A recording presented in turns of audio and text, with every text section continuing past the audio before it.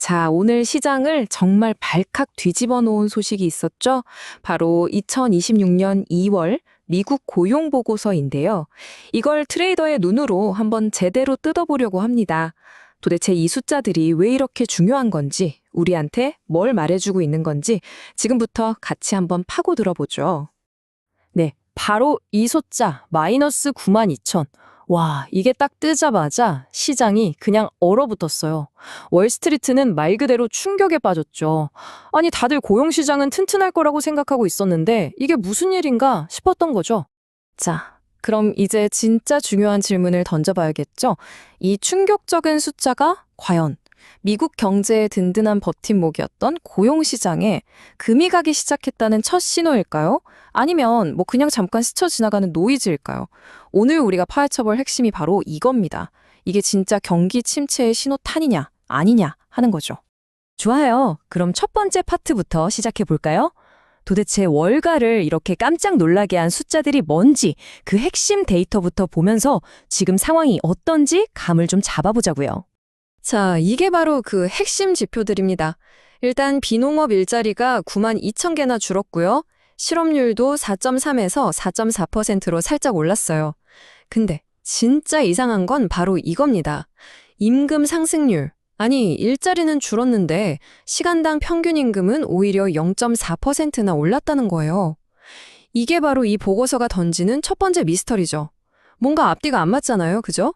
일자리는 사라지는데 월급은 오른다? 희한하죠.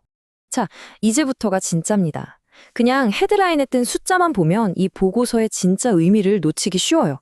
그 숫자 뒤에 숨어있는 이야기가 훨씬 더 중요하거든요. 사실 이 보고서에서 진짜 무서운 건요. 마이너스 92,000이라는 저 숫자 자체가 아니에요. 정말 소름 돋는 건 바로 과거 데이터가 어떻게 수정됐는지 거기에 숨어 있습니다. 이게 판 전체를 뒤집어 볼 수 있는 단서거든요. 자, 이 타임라인을 한번 보세요.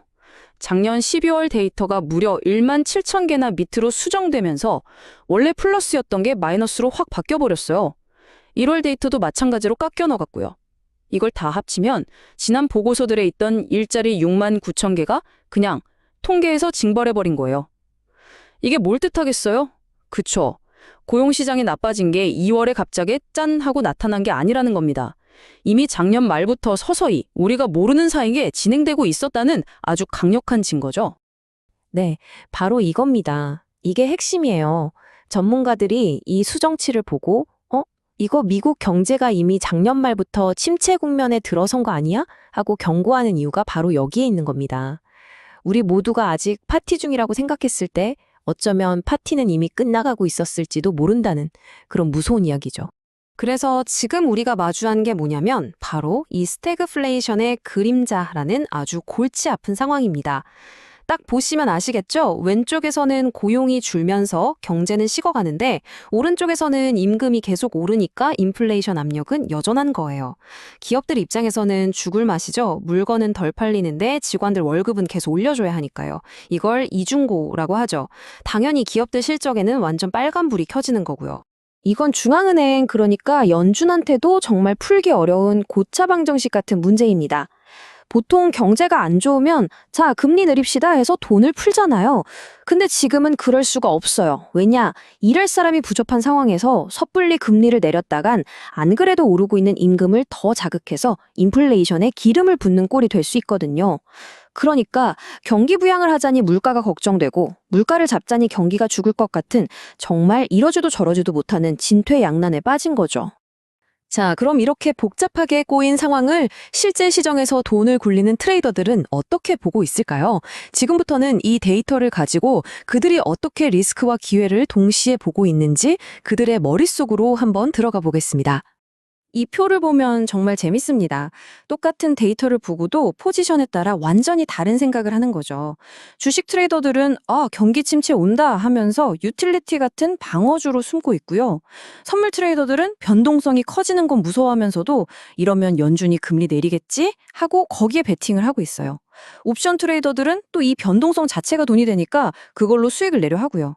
보세요. 리스크와 기회는 정말 동전의 양면 같아요. 그쵸? 그리고 이 모든 조각들을 다 맞춰보면 우리는 하나의 거대한 결론에 도달하게 됩니다. 아, 이제 시장이 돌아가는 판 자체가 바뀌었구나. 게임의 룰이 근본적으로 변했구나. 이제 트레이더들은 기존의 전략집, 그 낡은 플레이북을 버리고 완전히 새로운 책을 써야 하는 시점이 온 겁니다. 바로 이겁니다. 나쁜 소식은 더 이상 좋은 소식이 아니다. Bad news is no longer good news. 네, 바로 그 시대가 온 겁니다.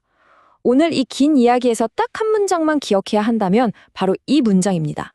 생각해보세요. 지난 몇 년 동안 우리는 참 이상한 시장에 익숙해져 있었어요.